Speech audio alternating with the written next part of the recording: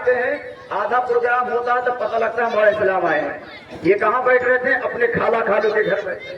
یقیناً میرے آقا صلی اللہ علیہ وسلم فرمائے ہیں، انہوں کا فرمان ہے کہ لوگوں اپنے ماں باپ سے اگر محبت ہے تو اپنے ماں باپ کے رشتہ داروں سے محبت. سبحان اللہ سبحان اللہ.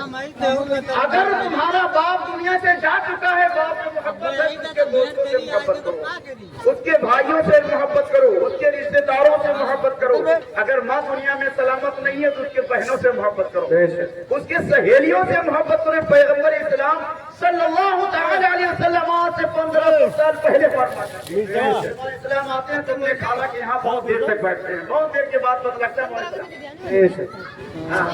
تو یہ ایک رشتہ ہے. غوث اعظم رضی اللہ تعالیٰ گئے، بغداد شریف گئے، غوث اعظم کی بارگاہ میں حاضر ہے. تو غوث اعظم نے اپنے خداموں سے کہا، لوگوں یہ میرا چچیرا میرا خالہ جان بھائی آیا. کہا سبحان اللہ سبحان اللہ. یہ اور عام رشتہ نہیں ہے، یہ عام مہمان نہیں ہے، میرے خالہ کا بیٹا ہے، میرا خالہ جان بھائی ہے. سبحان اللہ میرے اس بھائی کو میرے خاص حجرے میں رکھا جائے. سبحان اللہ سبحان اللہ. یہ میرے مصطفیٰ کے فرمان پر غوث اعظم عمل کر رہے ہیں اور کہتے ہیں میرے خالہ کے بیٹے کو میرے خاص حجرے میں رکھا جائے. اب 3 دن تک غوث اعظم رضی اللہ تعالیٰ عنہ نے غریب نواز کو اپنے حجرے میں رکھا. بڑی خدمت گزار کی، بڑی مہمان نوازی کیا. اور جب چلنے لگے تو غوث اعظم نے اپنے بھائی کو سینے سے لگا لیا، سینے سے لگایا، آنسو بہا کر ارشاد فرمایا، معین الدین آج تم جا رہے ہو، میں تمہیں رخصت کرتا ہوں، پھر تم آؤ گے لیکن افسوس ہے ہم سے ملاقات نہیں ہوگی. سبحان اللہ. مجھے افسوس ہے کہ دوبارہ جب آؤ گے ملاقات نہیں ہوگا. غریب نواز جب دوبارہ حج کرنے کے لیے جاتے ہیں اور حج سے جب واپس آتے ہیں مکہ شریف تو وہاں پتہ لگا کہ غوث اعظم کا انتقال ہو گیا. سبحان اللہ. عزیزان گرامی، یہ رشتہ ہے میرے مصطفیٰ صلی اللہ تعالی علیہ وسلم نے جوڑا ہے. اس انوکھے اور نرانے شہنشاہ ہندوستان کا اس سے پاک ہے غریب نواز رضی اللہ تعالی عنہ کی وہ ذاتی برکت سے لوگ آج دیکھو فرقوں میں بٹے ہیں. آج لوگ ذات پات کو لے کر بٹ رہے ہیں. پورے ہندوستان میں نہ جانے کتنے برادری الگ الگ ہٹتے ہوئے بٹتے ہوئے نظر آتے ہیں. لوگوں آج دھرم پہ لڑائی ہوتی ہے لیکن ہند ولی عطائے مصطفیٰ کا وہ ڈر ہے کہ اہل ہنود بھی ان پر جاتے ہیں اور جب یہ عقیدہ لے کر جاتے ہیں کہ وہ بارگاہ ہے جہاں پر اپنے پرائے کا فرق نہیں ہوتا ہے، جہاں پر امیری غریبی نہیں دیکھی جاتی ہے، وہاں پر عقیدہ دیکھا جاتا ہے.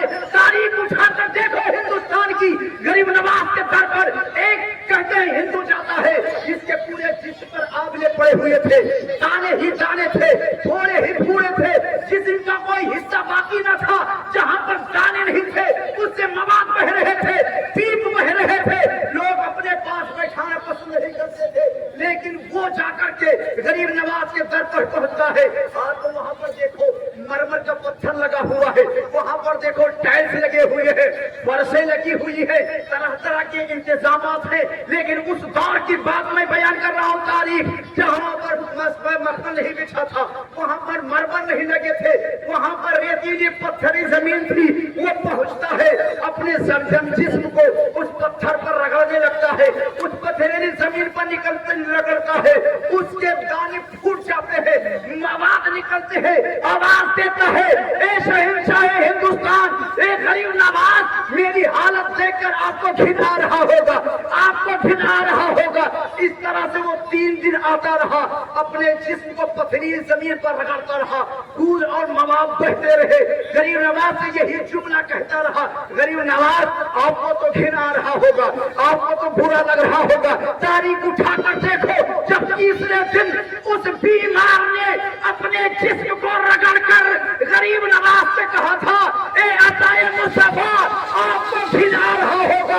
عامر واحد میں خدا کی رحمت ہوئی، غریب نواز کی دعا ہوئی، ان کے آستانے سے ایسا فیض ملا کہ دیکھتے دیکھتے اس کے جسم کے سارے آبلے ختم ہو جاتے ہیں. کہاں کا مواد نکلنا، کہاں کا پانی اور نکلنا، پورا جسم اتنا اچھا ہو جاتا ہے کہ دیکھنے والے یہی دیکھ رہے تھے ایسا لگتا ہے اس کے جسم میں کوئی دانہ رہ رہا ہو, اس کے تن پہ کوئی زخم نہ رہا ہو. یہ عطائے مصطفیٰ کی نگاہ ولایت ہے. اگر ایک گھر چلا جائے تو وہاں سے دامن بھر کر جاتا ہے. مومنوں تو غلام غوث اعظم ہو, غلام غریب نواز ہو, یہ اور بات ہے جسمانی طور پر بہت دور ہو لیکن روحانی تعلق بہت قریب ہے.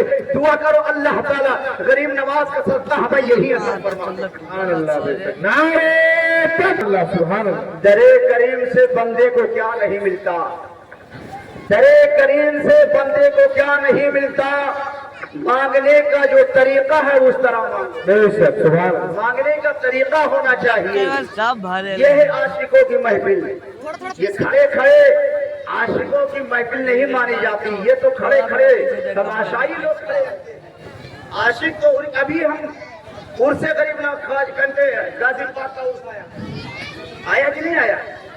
آج 6 تاریخ ہے, 14 تاریخ کو غازی پاک کا عرس ہوگا.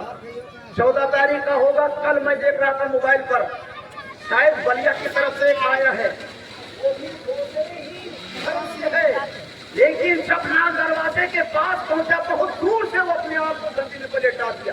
سینے کے بل اور پاؤں اس ہاتھ کے مالک تھے تو اتنا کپڑا تھا کہ بدلنے کی نوبت نہیں آتی تھی. لیکن آج انہوں نے دستاج کو ٹھکرا دیا ہے تو آج اپنے کپڑے میں, اپنے کوٹے میں اپنے ہاتھوں سے پیبند لگا رہے ہیں. ان کے دور حکومت کا ایک وزیر نکلتا ہے, دیکھتا ہے کہ یہ تو بادشاہ ابراہیم ادہم ہے جو اس حالت میں دریا کے پاس بیٹھے ہوئے ہیں.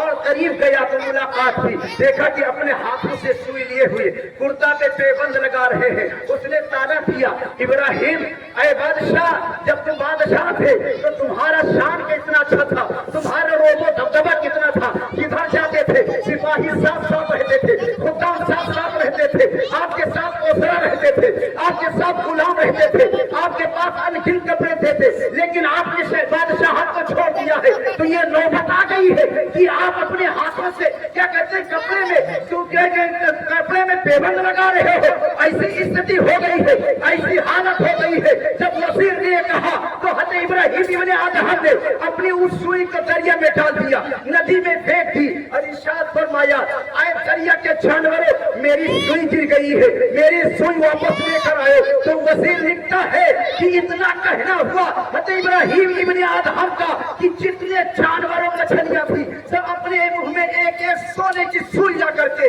اور کنارے نکل آتی ہے اور کرتی ہے اے اللہ کے ولی یہ سوئی لے لیجیے, اے اللہ کے محبوب بندے یہ سوئی لے لیجیے. ایک نہیں ہزاروں کی تعداد میں مچھلیاں سونے کی سوئی لا رہی تھی. لیکن ابراہیم ادہم نے کہا یہ میری سوئی نہیں ہے, یہ میری سوئی نہیں ہے, میری سوئی تو لوہے کی ہے, میری سوئی تو تانبے کی ہے, یہ میری سوئی نہیں ہے. اجرے میں ایک چھوٹی مچھلی آتی ہے, کہا یہ آپ کی سوئی ہے. ابراہیم ادہم نے لے لیا. ارشاد فرمایا وزیر سن, تو مجھے بادشاہ کا دانا دیتا ہے. جب میں تخت و تاج کا مالک تھا تو لوگوں کے سروں پہ حکومت کیا کرتا تھا, اور جب میں نے بادشاہت کو ٹھکرا دیا ہے اللہ کے کرم پر اپنے گزارا کر رہا ہوں تو دریا کے مچھلیاں بھی میری خدمت کر رہی ہے, دریا کے جانور بھی میری خدمت کر رہے ہیں. گویا کہ جو صرف دنیاوی تخت و تاج پر اپنا گھمنڈ کرتا ہے حکومت چلاتا ہے اس کی دنیا داروں کو حکومت چل سکتی ہے, لیکن جو دنیا کو چھوڑ کر کے اللہ کی رضا پہ نکل پڑتا ہے ساری دنیا اس کے پیچھے چلا کرتی ہے. یہ نگاہ ولی میں متاثر دیکھی, بدلتی ہزاروں کی تقدیر دیکھی. سبحان اللہ. سبحان اللہ. نعرہ تکبیر, نعرہ تکبیر, نعرہ رسالت, نعرہ رسالت. مسلک اعلی حضرت علماء اہل سنت فیضان غریب نواز عرس غریب نواز. نعرہ تکبیر, نعرہ رسالت. سبحان اللہ. عزیزان گرامی, یہ اللہ والوں کی شان ہے. اللہ نے انہیں بڑی نعمتیں, بڑی طاقتیں دی. ہم ان کے طاقت کے قائل نہیں, ہم ان کے در کے خواب چھانتے رہے, لیکن سچ یہی ہے کہ ہم ان کو ان کی طاقت کی پوری طرح سے قائل نہیں ہو چکے ہیں. جس طرح سے ان کی عقیدت ہمارے دل میں ہو جائے تو یہ محفل خالی نہیں رہے گی, لوگوں سے کھچا کھچ یہ محفل بھری رہے گی. لیکن حقیقت یہی ہے دوستو کہ لوگوں کے دل میں ابھی اولیاء کرام کی پوری طرح سے محبت نہیں رکھی بسی ہے. اللہ تعالیٰ سے دعا کرتا ہوں اللہ تعالیٰ ہر ایک دل میں اپنے ولی کی محبت بسا دے، اپنے محبوبوں کی محبت رچا بسا دے اور اپنے ولیوں کا دیوانہ بنا دے، اس لیے کہ جو ولیوں کے در سے لگتا ہے یقیناً اسے اللہ کی معرفت حاصل ہوتی ہے، اسے رسول کونین صلی اللہ علیہ وسلم کی محبت حاصل ہوتی ہے۔ غریب نواز رضی اللہ تعالیٰ عنہ یقین میں ظاہری اور باطنی حاصل کرنے کے بعد پیر کامل کی تلاش میں نکلے، تو تلاش کرتے کرتے ہارون شریف پہنچے۔ جانتے ہو حضرت خواجہ عثمان ہارون کی خدمت میں حاضر ہوئے، اس سے پہلے غریب نواز نے انہیں دیکھا نہیں تھا، ان کے چہرے کو نہیں دیکھا تھا، ان کا نام نہیں سنا تھا، کبھی آمنا سامنا نہیں ہوا، لیکن جب غریب نواز پہنچے اپنے پیر و مرشد کی خدمت میں تو حضرت خواجہ عثمان ہارون نے ارشاد فرمایا، آؤ حسن سنجری آؤ، تمہارا ہی انتظار ہو، آؤ حسن سنجری آؤ، میں تو تمہارا ہی انتظار کر رہا تھا۔ غریب نواز ہکا بکا رہ گئے، ہم نے نہیں اس سے پہلے کبھی آیا ان کی خدمت میں، ان کو میرا کام کیسے معلوم، آخر کیسے ہوا؟ تو عرض کرتے ہیں حضور آپ میرا نام کیسے جان گئے؟ جانتے ہو حضرت عثمان ہارون نے ارشاد فرمایا تمہیں کون نہیں پہچانے گا، ہندوستان کے شہنشاہ کو بھلا کر دے۔ سبحان اللہ، بے شک بے شک۔ جو ہندوستان کا شہنشاہ ہے اسے کون نہیں پہچانے گا، کون نہیں جانے گا اسے؟ تم تو کیا کہتے ہیں ہندوستان کے شہنشاہ ہو، تمہیں کیسے نہیں پہچانا جائے گا؟ اللہ اکبر، وہ یاد رکھو آج لوگ کہتے ہیں اجمیر میں دروازہ ہے، کون سا دروازہ پردھان زیادہ کہتے ہیں؟ جنتی دروازہ، جنتی دروازہ۔ آپ گئے اوپر کوٹیدار گئے ہو، نکلے ہو؟ آپ تو نہیں نکل پائیں گے، آپ لوگ گئے ہو۔ آج بھی وہاں بھی کیا کہتے ہیں نا، بتاؤ جنت تو عرش اعظم کے نیچے ہے، ساتواں آسمان کے اوپر، تو یہاں جنت کا دروازہ کیسے ہے؟ کیا وہاں سے دروازہ ایک توڑ کر نکال کر اجمیر میں رکھا گیا؟ کیا وہاں کا ایک دروازہ بند کیا گیا؟ جنت کے کتنے دروازے ہیں؟ جنت میں کتنے دروازے ہیں؟ 8۔ تو کیسے دروازہ اجمیر میں لا کے رکھ دیا گیا؟ یہ تانا ہے دنیا کو، غریب نواز کے غلاموں کو یہ تانا دے رہے ہیں کہ وہاں جنت سے ایک دروازہ نکال کر اجمیر میں رکھ دیا گیا۔ ایک صحابی کو میں نے سنا کہ جو اس دروازے سے گزرتا ہے جنت میں نہیں، وہ جہنم میں جائے گا ماشاءاللہ۔ لیکن آؤ آخر آپ بھی سوچو گے ابھی نہ بتا دیا کیوں کہا جاتا ہے؟ آپ سے پوچھے کیا کہو گے؟ اس کی حقیقت کیا ہے؟ اس کی تاریخ کیا ہے؟ سیدنا محبوب سبحانی قطب ربانی سید نظام الدین اولیاء کی خدمت میں حاضر ہو تو جنتی دروازہ کا تاریخ معلوم ہو جائے گا کہ جنتی دروازے کی تاریخ کیا ہے، آخر اسے جنتی دروازہ کہاں کیوں جاتا ہے۔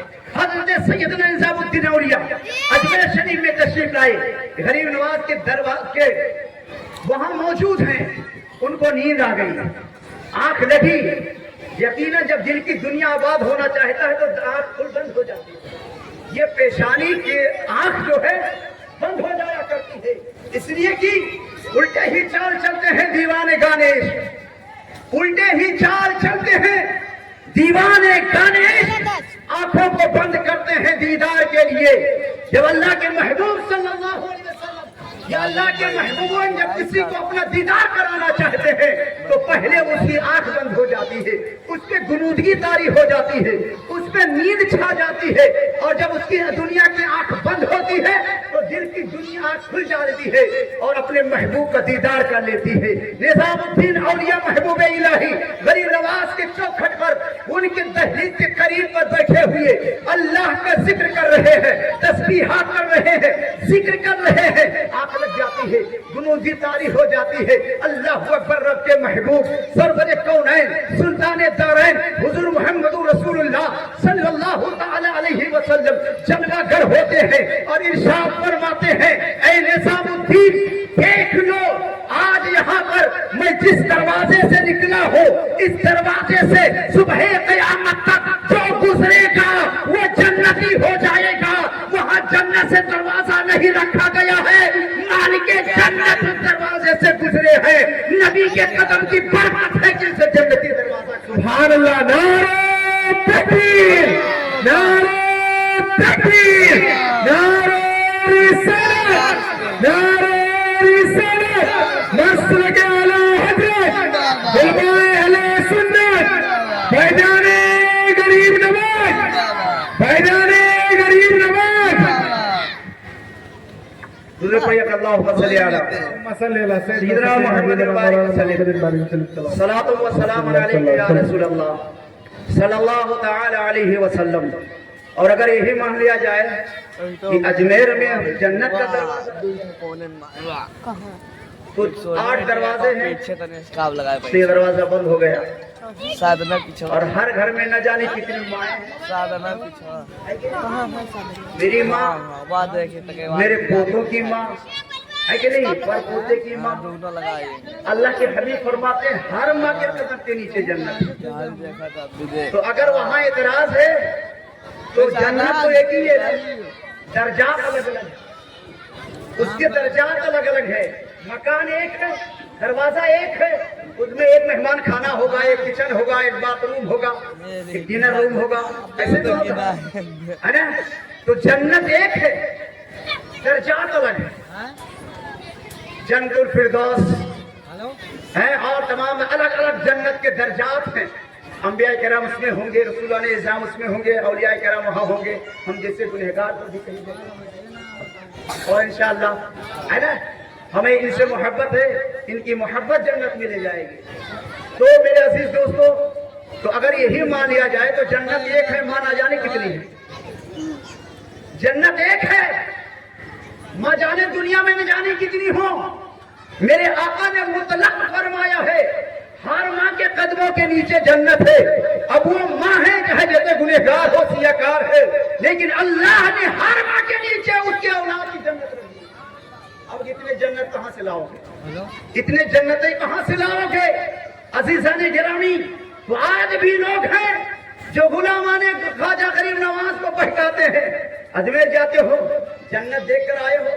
جنت تو وہ جگہ ہے کہ جو ایک مرتبہ جنت کے راستے سامنے سے گزر جائے اس کا بدن مہکنے لگتا ہے. تو جنتی دروازے سے گزر کے آیا ہو, تمہارا تو جسم مہکنے لگا ہوگا. سونگتے ہیں. تو ایک صاحب عقل, صاحب علم نے بتایا, پاگل میرے مصطفیٰ نے یہ بھی بتایا ہے کہ جو جنت کے دروازے سے گزر جائے جنت میں داخل تو بعد میں ہوگا, اس کا تن بدن خوشبو سے معطر ہو جاتا ہے, مہکنے لگتا ہے. لیکن جو گستاخ مصطفیٰ ہوگا وہ جنت کی خوشبو نہیں پائے گا. نادان, میں جنتی ہوں, جنت کے دروازے سے نکل آیا ہوں, لیکن تو جہنمی ہے, تجھے جنت کی خوشبو نہیں ملے. عزیزو خوش نصیب ہو, اگر موقع ملے تو یقیناً وہاں جایا کرو. میں نے ایک کتاب پڑھا, اس میں لکھا ہے لوگوں کہیں بھی تمہاری بیماری نہ بند ہوئی ہو, کہیں تمہاری مشکلیں آسان نہ رہی ہو, اور محنت کر کے اجمیر چلے جاؤ, مشکلیں آسان کر جاؤ. جیسے رشتہ جوڑو غریب نواز سے, اس لیے کہ وہ ہمارے بادشاہ ہیں, وہ ہمارے حاکم ہیں, وہ ہمارے دین اور ایمان, دین و دنیا دونوں کے حاکم ہیں. ان سے رشتہ لگاؤ گے دنیا بھی چمک جائے گی اور آخرت بھی. ہم ایسے کو اپنا حاکم کیوں نہ مانے کہ جس کے در سے ہماری دنیا بھی کامیاب ہو اور آخرت بھی ہو. ان سے رشتہ لگاؤ. 14 تاریخ کو سید سالار مسعود غازی رضی اللہ تعالی عنہ کا عرس پاک ہے. کوشش کرو کہ نہ اجمیر صحیح تو کم سے کم یہاں پہنچ جاؤ. یہ بھی اسی حسن حسینی چمن کے اسی خاندان کے چشم و چراغ, انہیں الگ سے نہ جوڑنا, انہیں الگ نہ سمجھنا. آج لوگ کہتے ہیں بدیسیوں کا یہاں گن گایا جاتا ہے. ہمیں وہ بدیسی نہیں ہیں, میرے دینی بھائی ہیں, میرے آقا ہیں, میرے سر کے تاج ہیں. ہم ان کے چوکھٹ کے جوتیوں کے برابر نہیں ہو سکتے. ان کے دم قدم, ان کی محنت ہے جو آج ہمارے ملک میں اسلام کا بول بالا, اسلام کا پرچہ بلند ہے. آج مسجدوں سے آذان بلند ہو رہی ہے. آج مسجدوں میں نمازیں ہو رہی ہیں، آج مسجدوں قرآن کی تلاوت کی آواز آ رہی ہے، آج ممبروں پہ نعت مصطفیٰ پڑھا جا رہا ہے، اسلام کا گڑ گایا جا رہا ہے۔ غوث و غازی کے قدم سے یہ ہم نے ہندوستان میں ہمیں اللہ کی جانب سے یہ بڑی نعمت ملی ہے غریب نواز کی شکل میں، لہذا ان سے محبت کرو۔ درود پاک پڑھیے، اللہم صلی علی سیدنا مولانا محمد مبارک وسلم، صلاۃ و سلام علیک یا رسول اللہ صلی اللہ تعالی علیہ وسلم۔ لہذا لوگوں، اجمیر بھی دولہا کی پیدائش سماعت کر لیجیے، اس کے بعد حضرت کی تقریر ہو۔ ایک بار کہہ دیجیے سبحان اللہ، ایک بار درود پاک پڑھ لیے، اللہم صلی علی سنجر۔ سنجر وہ ایسا پیارا اور انوکھا گاؤں، اتنا بڑا گاؤں پرینی ہے، فجر ظہر عصر مغرب عشاء کی اذان ہوتی ہے، لوگ ادھر ادھر بیٹھے رہے، پارک رہتے، وہ بھی بھول کر ایک بار چلے جاؤ مسجد کے، اپنے ماں باپ کے لیے چلے جاؤ۔ اس لیے جب بندہ نماز پڑھتا ہے نا تو اس میں نماز پڑھتا رب اجعلنی مقیم الصلاۃ من ذریتی ربنا وتقبل دعا، ربنا اغفر لی ولی والدی، مولا مجھے بھی رکھ لے، میرے ماں باپ کو بھی رکھ لے۔ قبر پہ تو نہیں جا سکتے، لیکن اگر مسجد میں چلے جاؤ گے نماز بھی ادا ہو جائے گی، ماں باپ کے لیے دعائیں مغفرت بھی ہو جائے گی۔ غریب نواز رضی اللہ تعالی عنہ کا پیدائش جس شہر میں گاؤں میں وہ سنجر ہے۔ سنجر چھوٹا سا گاؤں کہہ لو یا شہر رہا ہو، پورے بستی کے لوگ مرد عورت بوڑھے جوان پنج وقتہ تو نماز ہے، تہجد کے بھی عادی تھے، ہر بچہ وہاں تہجد پڑھتا تھا، اور عورت وہاں نماز تہجد پڑھتی تھی، تہجد کے عادی تھے، سبحان اللہ۔ اور یہاں دیکھ لو، یہ چٹائی جب بچھائی نے پلی تو اس میں سب بہترین، دیکھو لڑکیاں سب چر رہی ہیں، دیکھ لو ادھر ہر بچہ اسی کو چرنے میں لگا ہے، سفید کر دیا۔ عزیزان گرامی، سارا بچہ تہجد گزار تھا، ایک دن ایک رارت میں پڑ گئے، سوچنے لگے ایک دوسرے سے، کہنے لگا یار آج ہم تہجد نہ پڑھ سکے، نہیں ہو سکے، تو دوسرا کہا یہ حال میرا ہے۔ پھر آگے بات بڑھی، تیسرے نے کہا یہ حال، پورے گاؤں کے لوگوں نے کہا کہ کیا تعجب کی بات ہے کہ جس گاؤں کے سارے لوگ تہجد پڑھنے کے عادی ہو، بغیر کسی کے جگہ آنکھ کھل جاتی ہو، آج کیا معاملہ ہے، آج کیا وجہ ہے کہ سارے لوگ نہ جان سکے اور سویرا ہو گئے، تہجد قضا ہو گئی؟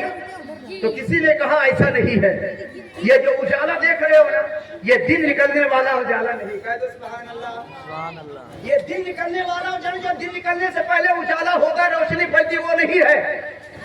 آؤ چلو ہم تمہیں دکھا دیں یہ روشنی کہاں کی ہے، چلو ہم دکھا کے بتائیں، زبانی نہیں، چلو دکھا دیں یہ روشنی، یہ اجالا ہے کہاں کا۔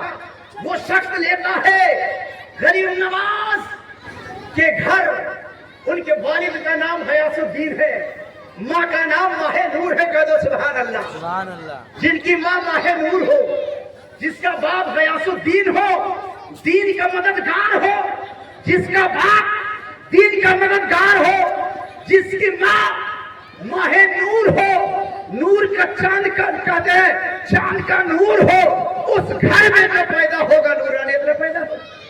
وہ لے کر گیا، جب قریب پہنچے تو اس گھر کے آنگن سے روشنی کے ایک کرن پھوٹ رہی تھی۔ اس بزرگ نے کہا دیکھا اس آنگن سے جو یہ روشنی آ رہی ہے، آج اس گھر میں، ان کے گھر میں بچہ پیدا ہوا ہے جس کا نام رکھا گیا ہے محسن رکھا گیا ہے۔ یہ اس کی قدم کی برکت ہے کہ پورے بستی میں نورانیت چھا گئی ہے، پورے بستی میں اجالا چھا گیا ہے۔ یہ دن نکلنے کی خبر نہیں ہے، یہ ماہ اسلام کے آنے کی نور ہے، مصطفیٰ جان رحمت کے چمر کا کے پھول کی آمد کی نور ہے۔ جاؤ اپنے گھر چلے جاؤ، وضو کرو، تہجد کی نماز پڑھ لو۔ جب وہ غریب نواز بچپنے میں آئے تو دنیا کو نور دیا ہے، اور آج تو ان کی نورانیت کا چرچا سارے جہان میں ہو رہا ہے۔ اللہ تعالیٰ فرماتا ہے الا ان اولیاء اللہ لا خوف علیہم ولا هم يحزنون الذین آمنوا وكانوا يتقون۔ اللہ تعالیٰ ہم سب کو ہدایت دے، اللہ والوں سے محبت کرو، اللہ والوں کا عرس مناؤ، لیکن اسی طریقے سے جس طرح سے اللہ والوں کو پسند ہے، اس انداز میں جس انداز میں اللہ اور اللہ کے رسول کو پسند ہے، اس انداز میں مناؤ جس انداز میں مذہب اسلام کو پسند ہے، اس انداز میں کبھی نہ منانا جس کا عرس کیا جائے اس کی ناراضگی حاصل ہو، خدا اور رسول کی ناراضگی حاصل ہو۔ وآخر دعوانا ان الحمدللہ رب العالمین۔ السلام علیکم۔ حضرت گرامی مولانا محمد اسلام صاحب قبلہ بیٹھے ہیں، اب ان کی کیا کہتے ہیں تقریر اور نعت بھی سننا ہے، اسی لیے ان کو بعد میں ہم نے کہا کہ چلو تھوڑی دیر میں خدمت کر لوں، پھر حضرت جو ہے نعت بھی پڑھتے ہیں، مرتبہ بھی پڑھیں گے، بیان بھی کریں گے، یہ ہر دل عزیز ہے، ہر من کے پسند ہیں، ہے نا، یہ ایک من کے پسند نہیں ہے، ہر من کے پسند ہیں، اس لیے ان کو بیٹھایا تاکہ کوئی اٹھ کر جائے نہیں رہا۔ انشاءاللہ مولانا اسلام صاحب کی تقریر ہوگی اور آپ سماعت کرو گی۔ ان کے آنے سے پہلے آؤ اپنی بیداری کا ثبوت ایک بار نعرہ لگا دو، نعرہ تکبیر، نعرہ رسالت، مسلک اعلی حضرت عرس غریب نواز، نعرہ تکبیر، نعرہ رسالت۔